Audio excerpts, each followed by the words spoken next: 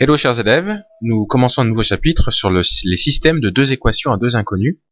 Alors on va d'abord comprendre ce que c'est qu'un système de deux équations à deux inconnus. Alors vous avez la définition ici, un système de deux équations du premier degré à deux inconnus, x et y, est de la forme. Voilà, c'est ce que vous avez ici à l'écran avec une accolade pour expliquer que que les deux équations vont ensemble. Donc en fait, nous on a appris en quatrième comment résoudre un système avec une inconnue. Là, il s'agit de trouver deux inconnus qui vérifient les deux équations. Alors vous inquiétez pas, on va expliquer petit à petit ce que ça signifie.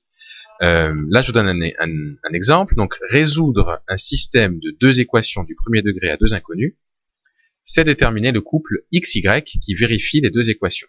Concrètement, qu'est-ce que ça veut dire tout ça? On en a un exemple ici.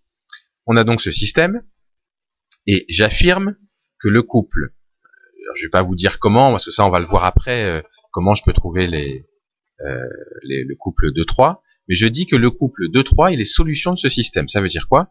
Ça veut dire que si je remplace x par 2, parce que x c'est le premier nombre, y c'est le deuxième nombre, si donc je remplace x par 2, et que je remplace y par 3, eh bien en fait ce calcul-là, ce sera égal à 2. Je prends le même x, plus le 3 fois y, donc le 3, et ben si je le calcule, ça doit être égal à 11. Je vous donne un exemple, on va faire le calcul ensemble, donc c'est le couple 2-3. On veut vérifier qu'il est solution du système. Donc je remplace x par 2, ça me fait 4 fois 2 pour la première équation ici. 4 fois 2 moins 2 fois y. Y c'est combien? On a dit que c'était 3. Voilà. Non. C'est 3 plutôt. 2 fois 3 égale à 2.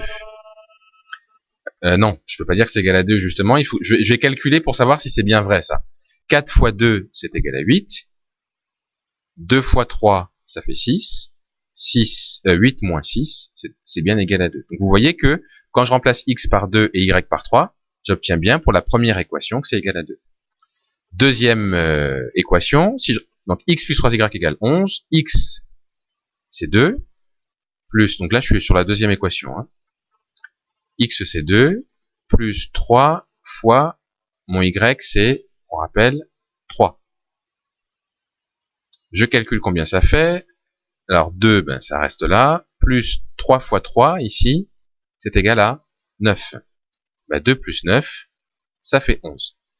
Donc vous voyez que quand on remplace x par 2 et y par 3, eh bien on trouve les solutions à chaque fois de la première et de la deuxième donc équation. Alors autre exemple maintenant, si je remplace le couple 0, enfin si je vérifie si le couple 0,1 est solution. Alors en fait vous verrez c'est pas solution. Pourquoi? Alors on va le vérifier tout de suite ici. Ça c'était pour le premier, hein. Alors je vais essayer maintenant avec 0,1. Donc ça veut dire que x ça fait 0 et que y ça fait 1. Alors je calcule 4 fois x c'est-à-dire 0, moins 2 fois y c'est-à-dire y c'est 1. Ça fait combien? 4 fois 0 c'est ici, ça fait 0. 0 moins 2 c'est égal à moins 2. Or là dans mon système il fallait que ce soit égal à 2. Donc déjà le x égale 0 et le y égale 1 ça marche pas. Et puis on pourrait essayer aussi la deuxième équation, mais de toute façon si ça marche pas à la première, bon ben ça marchera pas, enfin on s'en fiche du coup pour de la deuxième.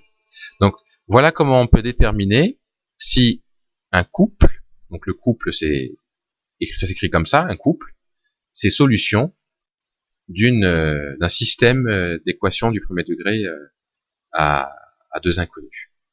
Donc là c'est juste une introduction. Là je vous ai pas expliqué comment on pouvait trouver les solutions.